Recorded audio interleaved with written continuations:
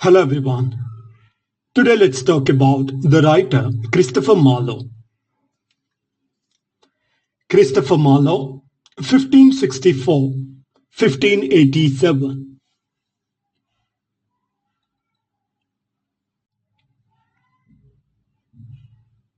He was born in Canterbury, England in February 1564, just 2 months before William Shakespeare.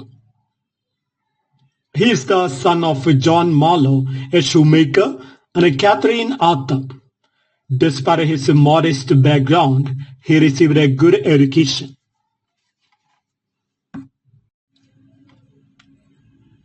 He attended the King's School, Canterbury, where he was introduced to classical literature and Latin.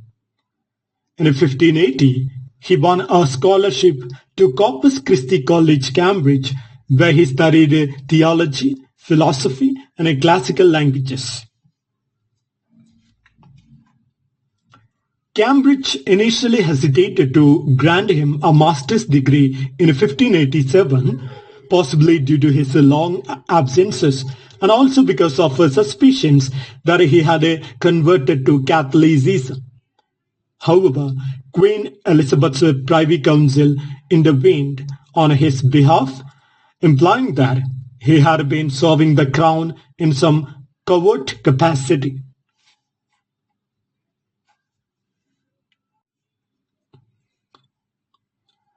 Marlowe moved to London, where he became a leading playwright of the Elizabethan theatre.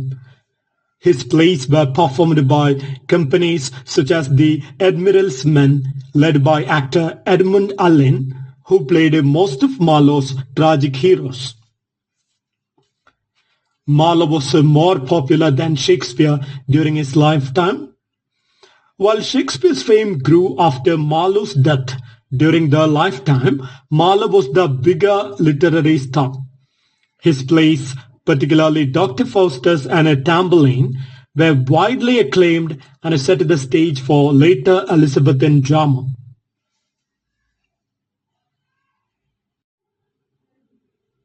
Tamburlaine the Great, 1587-1588.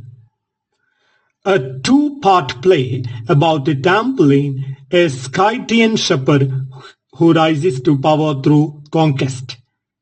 The themes in this play include overarching ambition, fate versus free will, power and cruelty.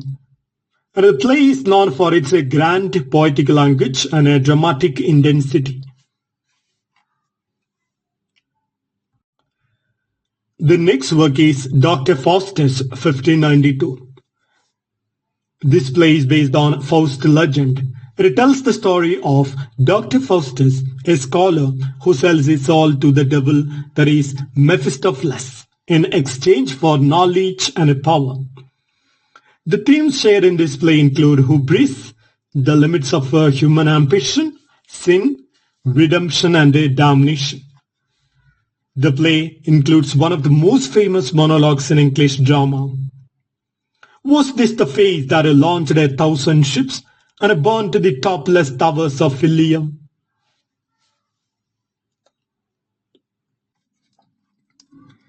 The next play is The Jew of Malta, 1590.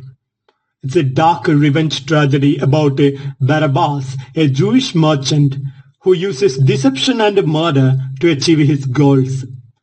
The themes shared in these works include greed, religious hypocrisy, power struggles, and anti-Semitism. The next work is Edward II, 1592.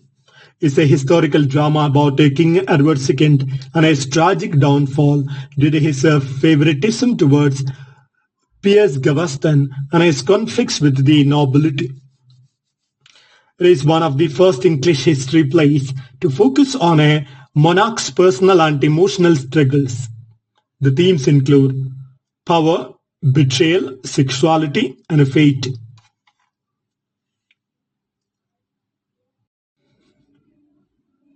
The next play is The Massacre at Paris, 1593. It is a play about a Sunday Bartholomew's Day massacre 1572, where thousands of French Protestants or Huguenots were murdered by Catholics. The themes in this work include religious violence, political conspiracy, and brutality. The next work is Dido, Queen of Carthage, 1585-1587. This work is co-written with Thomas Nash. And the work is based on Virgil's work, The Aeneid. It retells the tragic love story of Queen Dido and Aeneas. The themes include love, destiny, betrayal, and a divine intervention. Marlowe's style and influence. Marlowe revolutionized English drama with his use of blank verse, that is, unrhymed iambic pentameter.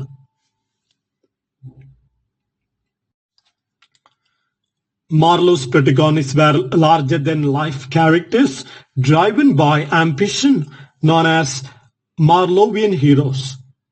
His works heavily influenced William Shakespeare, particularly Macbeth, Richard III, and Hamlet. The term Marlowe's mighty line was coined by Ben Jonson, one of the greatest playwrights of the Elizabethan era, to describe Christopher Marlowe's powerful and influential use of blank verse. Personal life and controversies.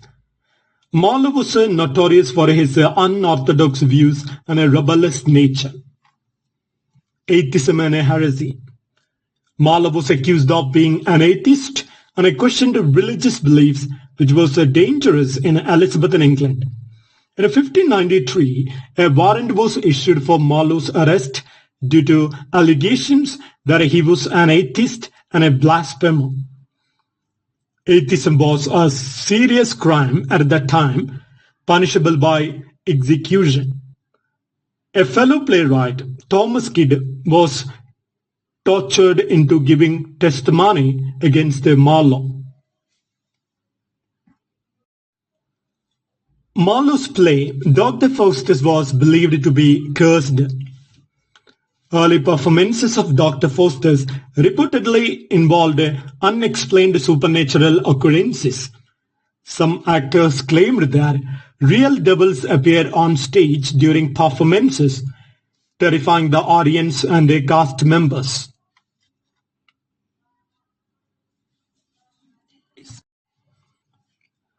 Rumors of espionage. Some believe he was a spy for the English government, working for Sir Francis Walsingham to expose Catholic plots. Marlowe was accused of atheism, blasphemy, homosexuality, and treason, making him one of the most rebellious writers of his time. He allegedly stated that Jesus and John the Baptist were lovers, and that the Bible was merely a tool to control people. Sexuality. Some scholars suggest that Marlowe may have been homosexual, as his plays, especially Edward II, depicts strong homoerotic themes. Mysterious death in 1593.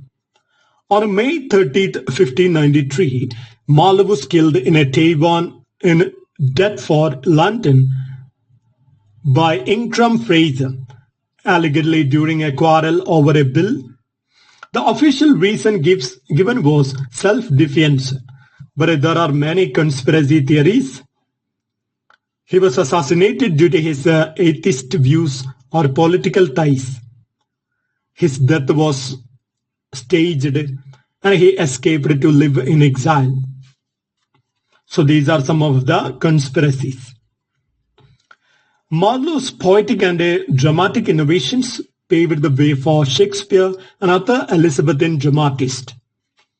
His use of blank verse, complex characters, and a philosophical depth made him a key figure in a Renaissance literature. Despite his short career, he lived only 29 years. His influence on English drama, poetry, and storytelling remains profound.